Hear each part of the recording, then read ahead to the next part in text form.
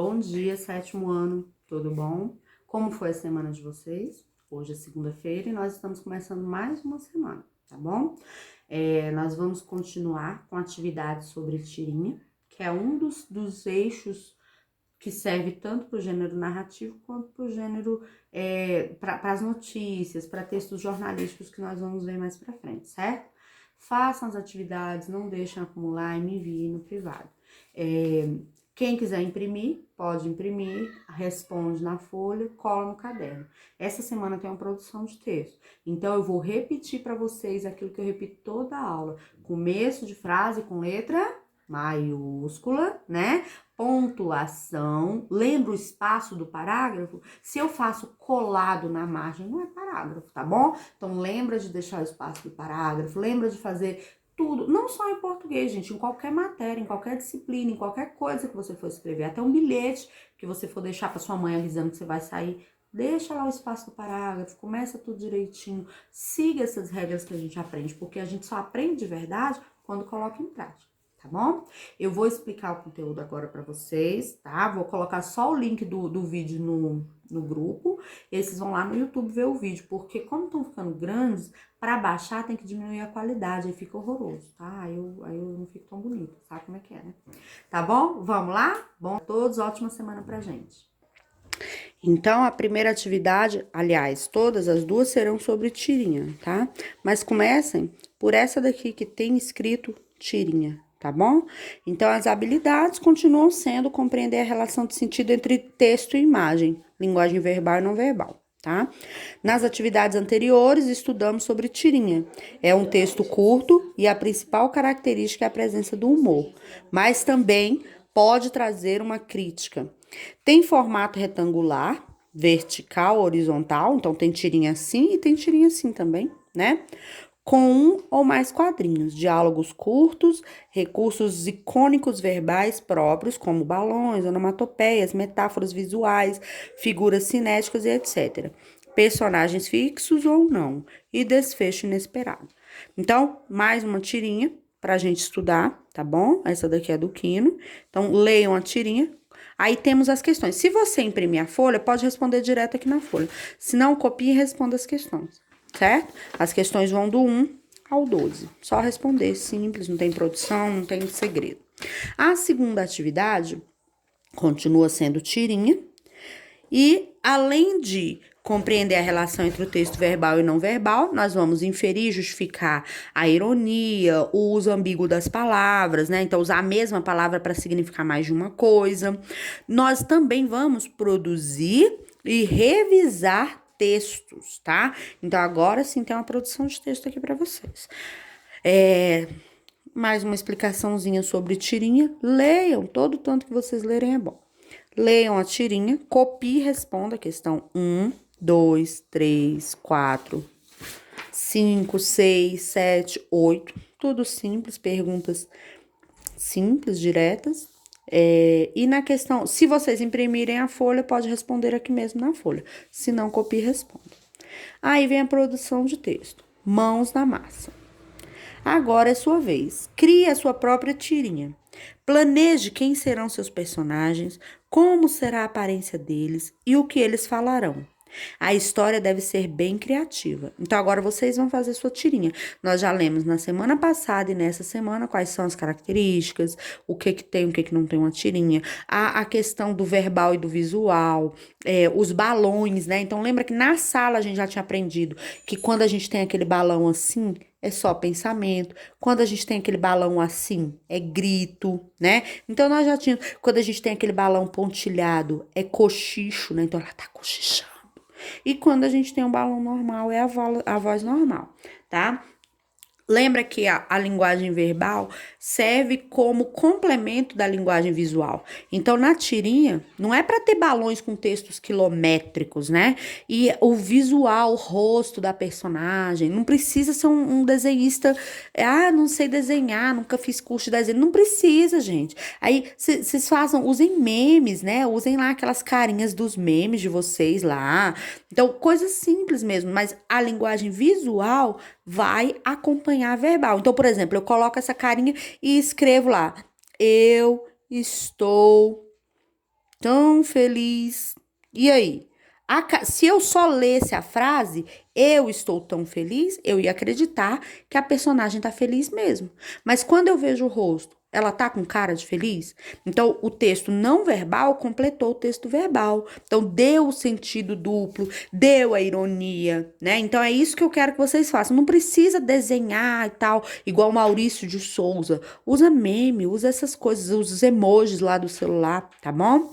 Então, algumas dicas para vocês. Primeiramente, crie uma história com começo, meio e fim, antes de começar a tirinha. Então, lá no seu caderno, eu quero uma história sobre o Covid-19. Aí a menina chega na escola, então você vai rascunhar, vai escrever mesmo, sem o quadrinho, sem o desenho. Só escrever mais ou menos o enredo da sua história, tá bom?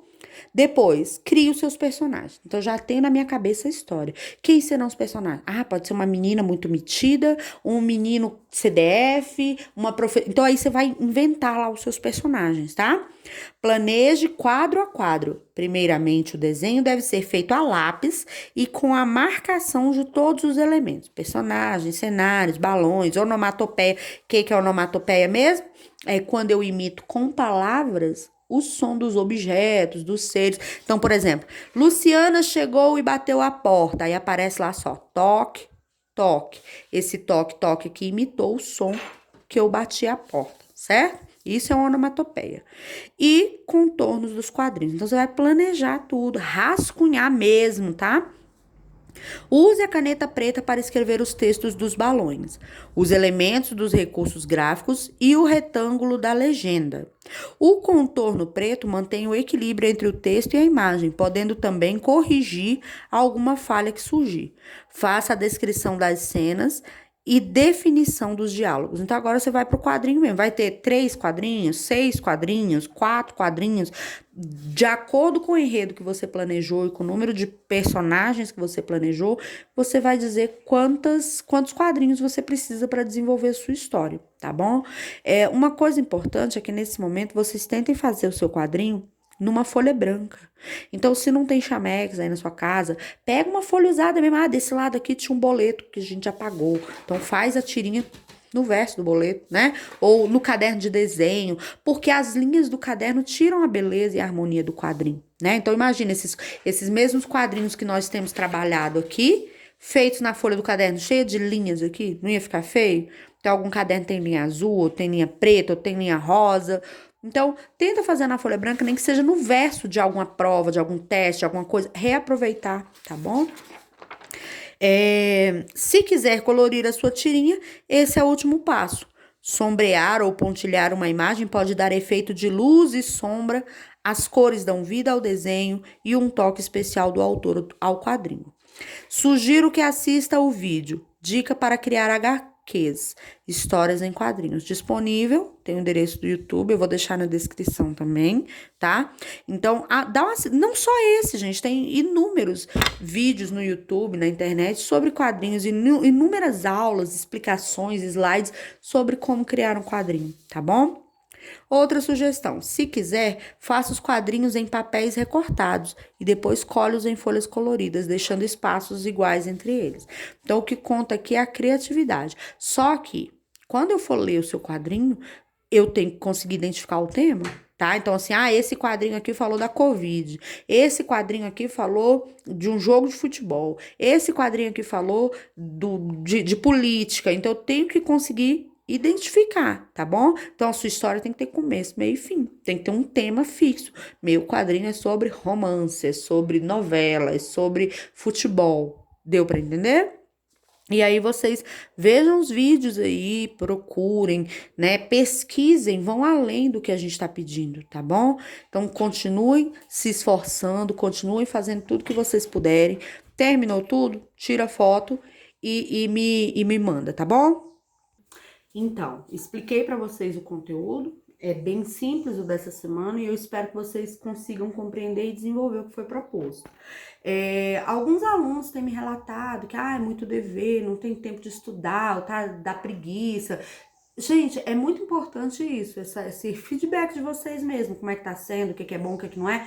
Mas o que eu quero que vocês entendam é que essa é a realidade a partir de agora, né? Então, se vocês têm visto jornais, se vocês têm visto programas informativos, jornalísticos, vocês já devem ter ouvido os estudiosos, os pesquisadores, os especialistas falando que depois que tudo isso passar, nada vai ser como antes. Então, nós vamos ter que estudar de um outro jeito, fazer exercício de outro jeito, comprar de outro jeito, viver de outro jeito.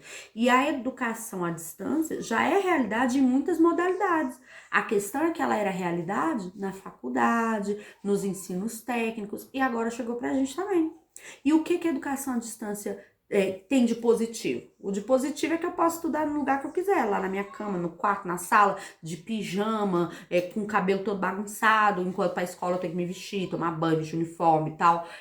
A educação à distância eu não preciso de nada disso. Agora, os pontos negativos são que me dão uma responsabilidade muito maior. Sou eu que tenho que ter o domínio de falar, não vou mexer no WhatsApp, no Facebook, no Free Fire agora e vou fazer o meu dever, né? Então, não entendeu? Ir pesquisar.